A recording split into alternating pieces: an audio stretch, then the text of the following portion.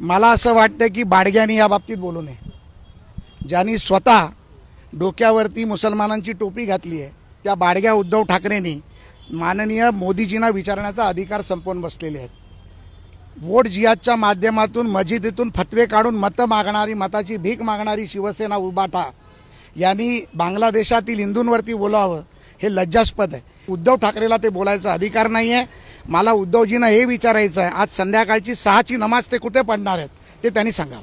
मला असं वाटतं की बाडग्यांनी या बाबतीत बोलू नये. ज्यांनी स्वतः डोक्यावरती मुसलमानांची टोपी घातली आहे त्या बाडग्या उद्धव ठाकरेंनी माननीय मोदीजींना विचारण्याचा अधिकार संपवून बसलेले आहेत. वोट जिहादच्या माध्यमातून मस्जिदीतून फतवे काढून मतं मागणारी, मताची भीक मागणारी शिवसेना उभाटा यांनी बांगलादेशातील हिंदूंवरती बोलावं हे लज्जास्पद आहे. उद्धव ठाकरेला ते बोलायचा अधिकार नाही आहे.